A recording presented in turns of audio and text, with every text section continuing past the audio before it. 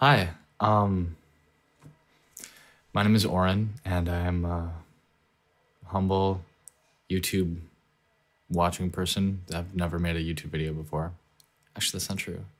I think I was in one with someone else once before. We were on a roller coaster from an eyesight camera. Anyway, I was reading through some of the comments after a video about Terrence McKenna and Ken Wilber, and I watched the video that was discussing them, and it seemed like Wilber was pitted as someone who is all about levels or stages of being, whether individually or collectively, and rigid and disciplined and amazing in that way, but like boring because that type of discipline is just so out there that who would want to do that? And then that Terrence McKenna is, and I have not read Terrence McKenna. I am very, even only vaguely familiar with McKenna's work. But Terrence McKenna was pitted kind of as this really interesting pioneer who is like, fuck those academics. Can I say fuck on YouTube? Fuck those academics and their drive to discipline and authority, whether it's authority over knowledge or culture or just states of awareness even. and then yay for pioneering, yay for discovering new things, and yay for altered states of reality that show us new things. And I would argue that, even though I'm not familiar with McKenna, that that's not really a fair assessment. Ken Wilber, who I am not an expert on, I'm not accredited or credentialed. I've read all of his, probably most of his books, maybe all of them. Is someone who talks a lot about a lot of different things, and to kind of comprehensively pit him as the relationship to authority that's already existing, without any agency or eros, is to kind of miss the point. Wilber's integral philosophy talks about altered states as being really important, in addition to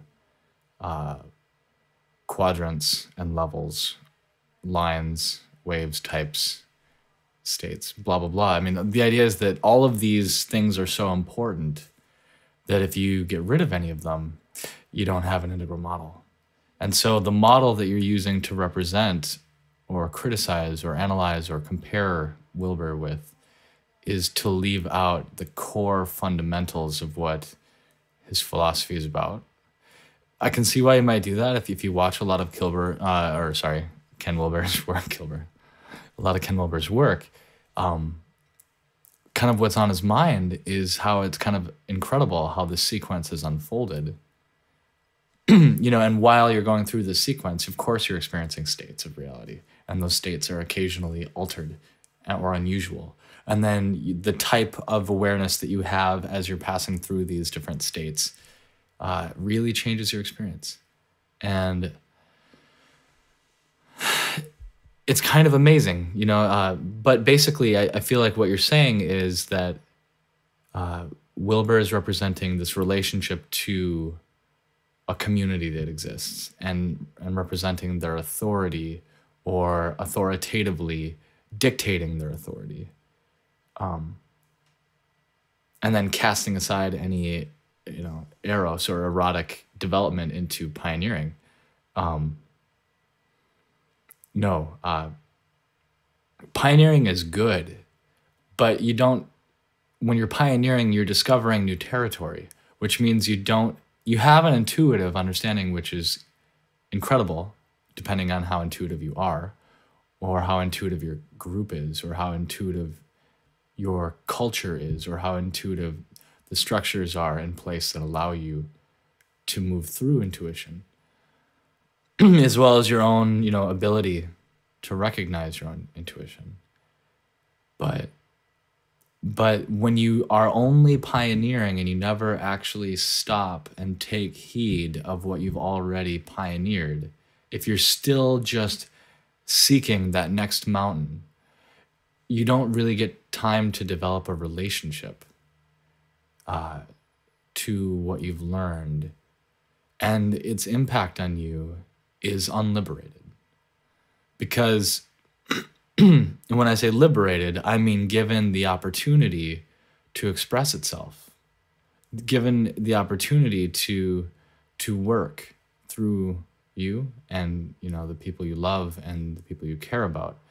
So drugs, entheogens, I don't remember what you called them, the teacher plants, aren't at all necessarily considered a bad thing. From what I take on the Integral Institute's perspectives of what altered states are, it's not required. One technology or injunction for experiencing those altered states would be entheogens or drugs. But another technology would be meditation. And the difference between them is that meditation develops this discipline in you where you can access these states more fully or freely at will in any condition, under any circumstances,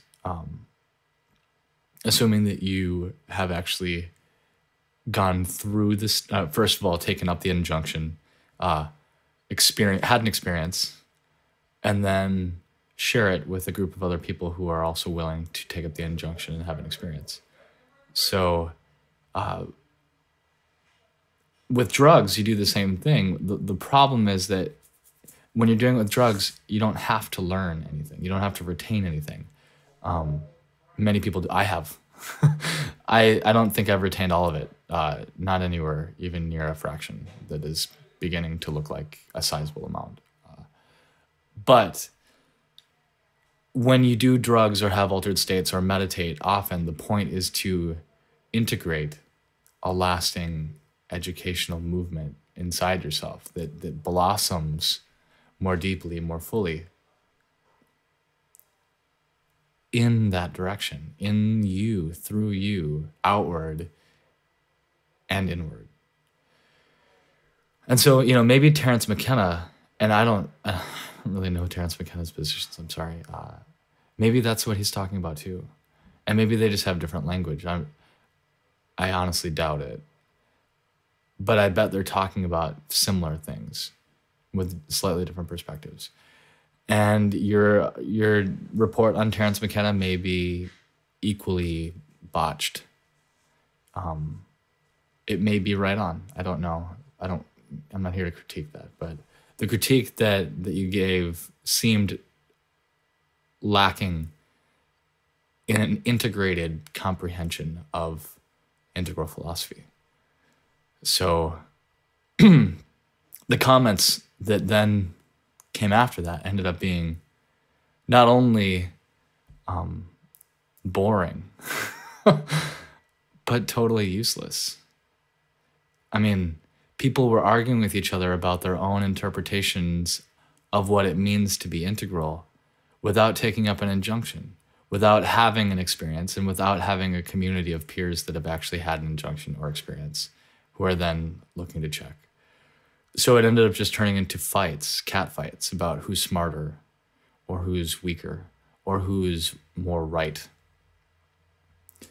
which may serve YouTube well, or YouTube, witnesses and participants. But it's not a good analysis, and it's unfair. And, maybe in your other videos you are more fair. I haven't watched any of them. I haven't read any of the comments. I just wanted to leave this for you because I felt like there aren't a whole lot of videos about Ken Wilber on YouTube, really, in terms of talking about these kinds of things, which are really important, about their impact and about their message. And so to all those who might be watching this, read the books, take up an injunction, experience something, and share it with people.